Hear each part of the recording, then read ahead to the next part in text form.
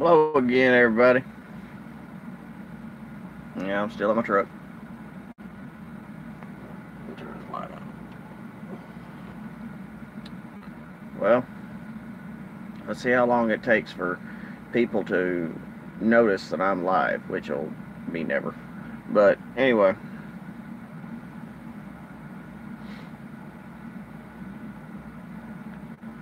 there's some things that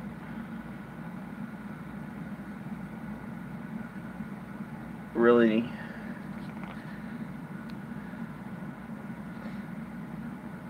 really need to be said. And I don't I don't know if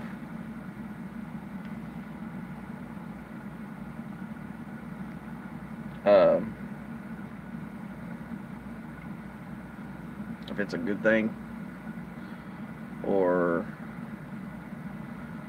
maybe a bad thing. But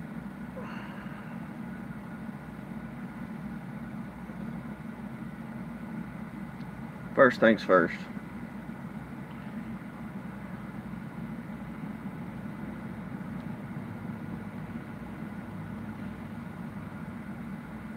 These electronic logs.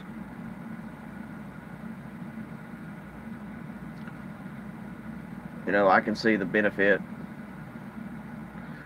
in them, and yet I can also see the downfall. Well, first off, the downfall is that um, if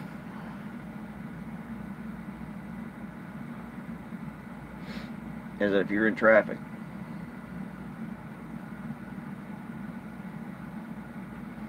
and you're there for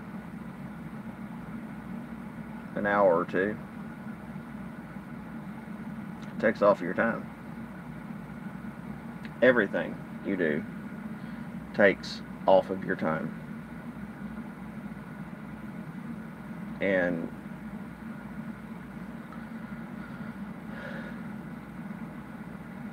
it's like I said, I mean, you know, it's got its good and it's got its bad. Okay, the good thing is that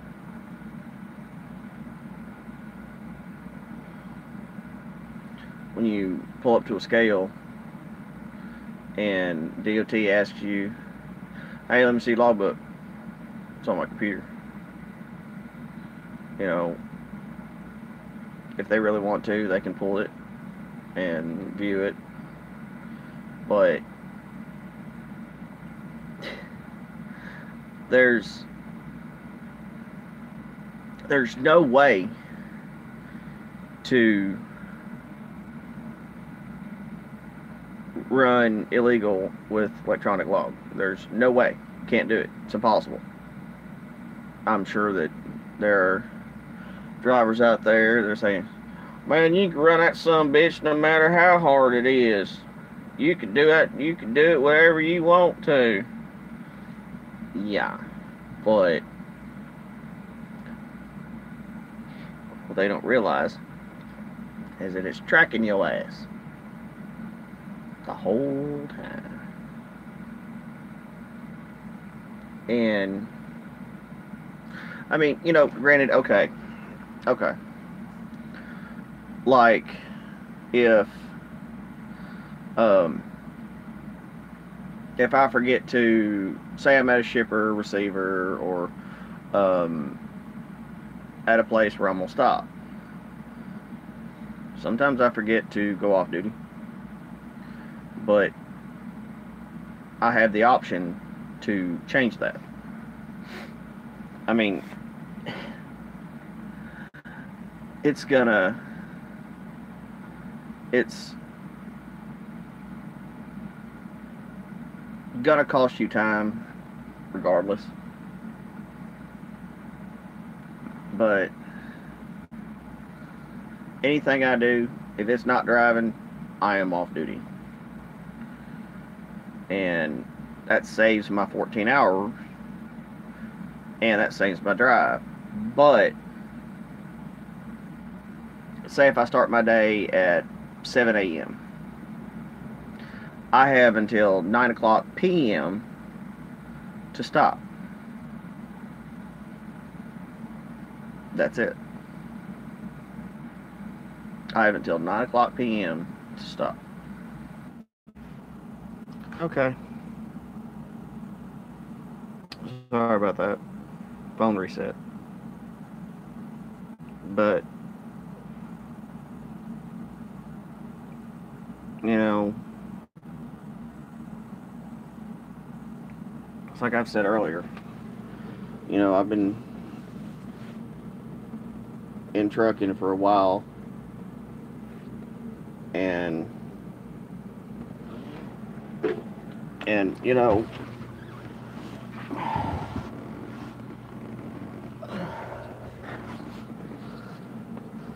things have changed a lot.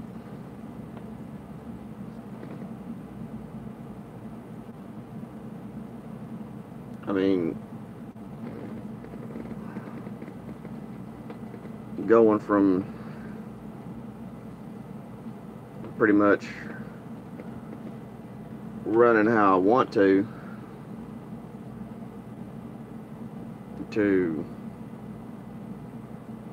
relying on a computer. Now, most of my friends know that I am not a computer person. Granted, yes, I have one. And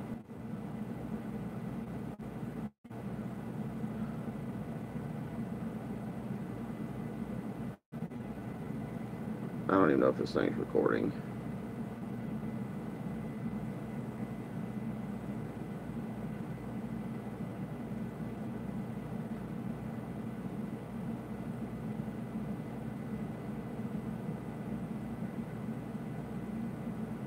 Well,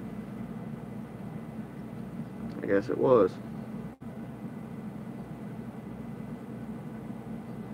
But, like I said, you know, going from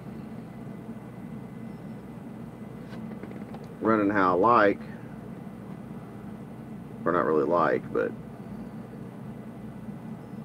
I mean, okay.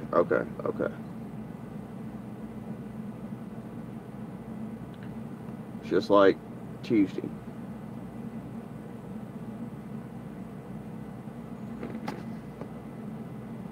I didn't have enough time to make it over here to El Dorado to Del 10. I just flat didn't have enough time. And for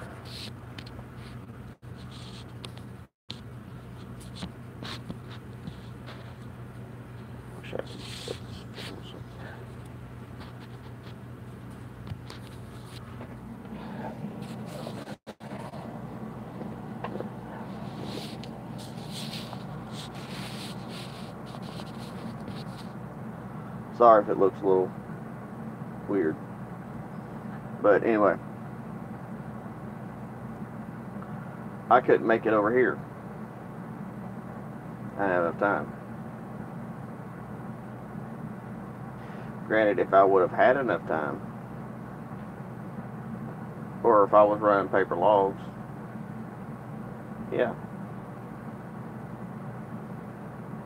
I would have came over here and spent the night and got loaded next morning. And I'd leave out, go on over to Fort Worth, deliver, and then come right back.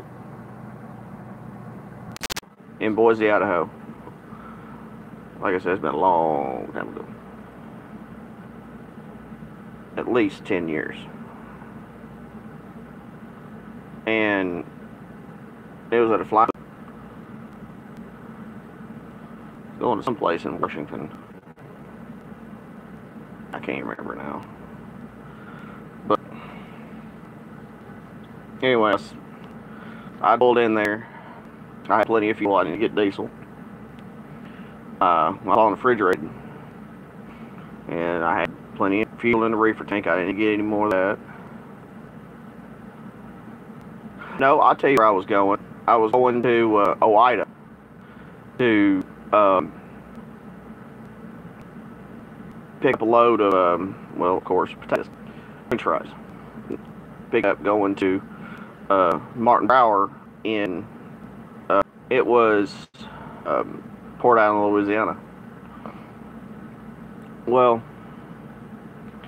there was only one spot open in this truck stop. And get into it, they had 48 on all the way to the rear. Well, your trailer's not going to turn that easy with your tandem slid all the way to the rear. It's not going to, it's impossible. Well, I wheeled in there with a 48-foot spread axle. And, of course, I mean, I had the air dumps on the dash. All I had to do was flip the switch, and it would pick up my front or rear axle. And I could turn that trailer around like it wasn't nothing, which I can do the same thing with this split bed that I'm carrying. There's a switch in here that I flip it, and it'll drop the back axle.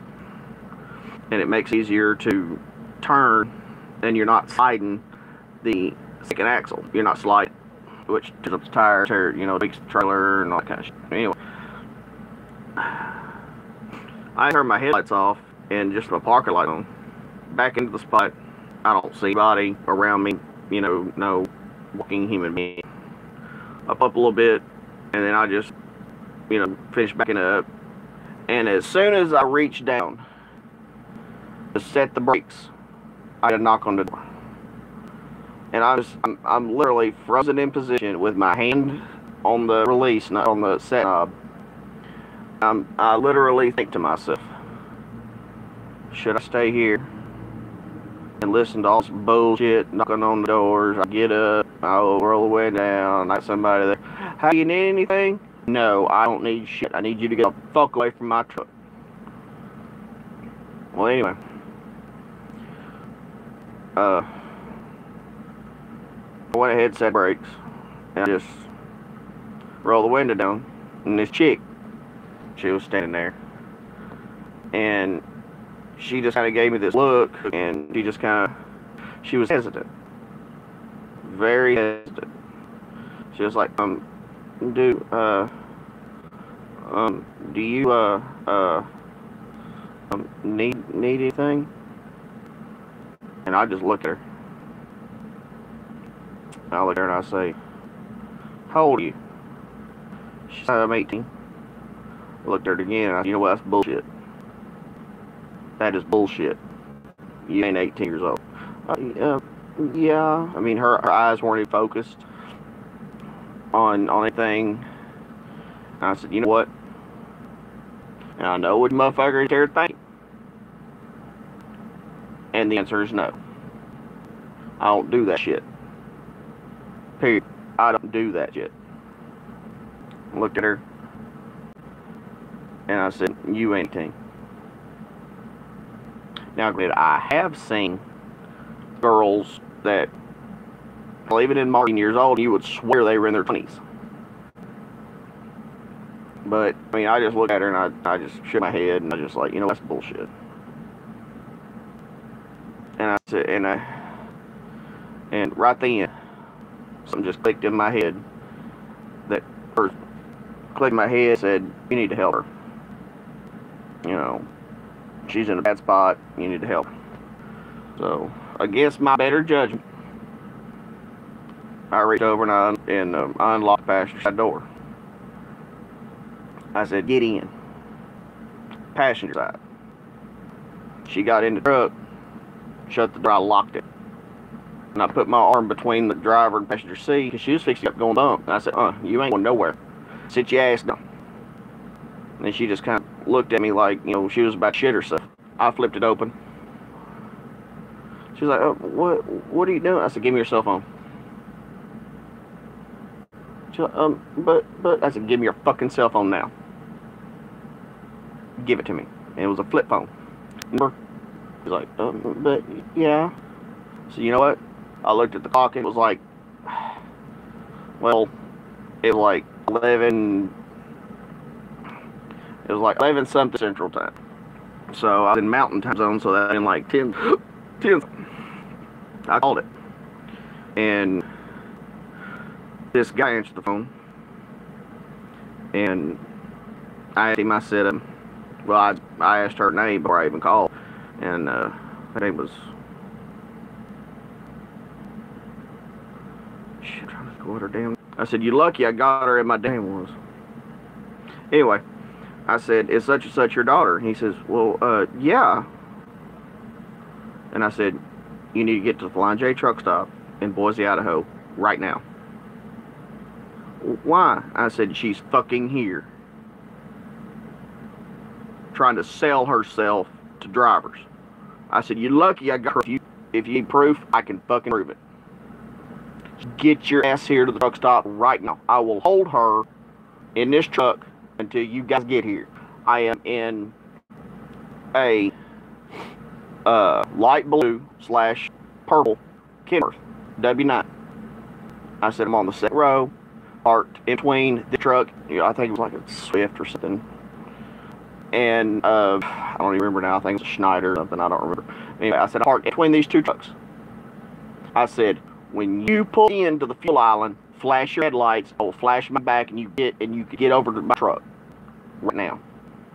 And he said, okay, be there in 10 minutes. I said, okay. I hung the phone.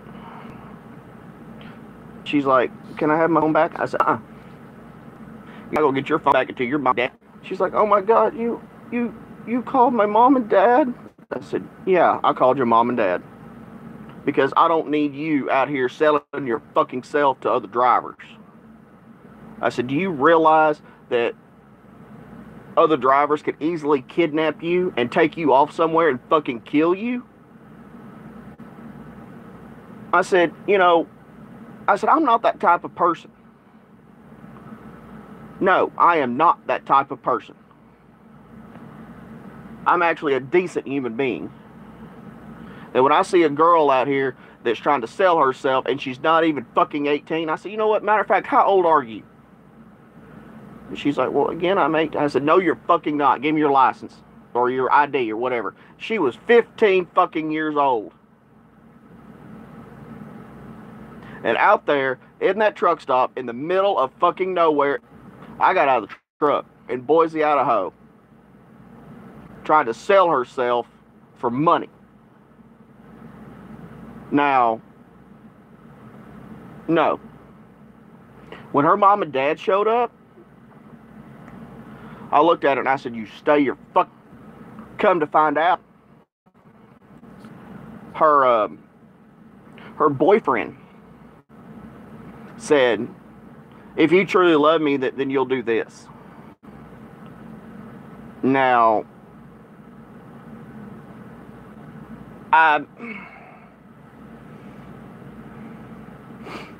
I'm sorry, but I can't actually see somebody that would do that. I don't do it. And when her mom and dad got her out of the truck, her mom and dad both hugged my neck and said, we want to thank you. You know, what can we do to thank you? I said, keep her fucking ass at the house. I said, because the last thing she needs to do is get out here in the middle of this truck stop. I said, you know what? I said, any other driver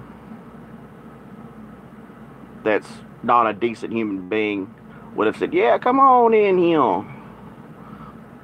And then guess what? They would have got in the back, and he would have screwed her like no tomorrow. He would have given her like maybe $50, $100. Oh, she would have went on. Went to the next fucking truck, done the same thing. Then the next truck, the next truck, the next truck. No. I mean, granted, I kept in touch with her mom and dad and her for a long time, and you know, and I just quit calling, and I mean, I don't know what happened to her.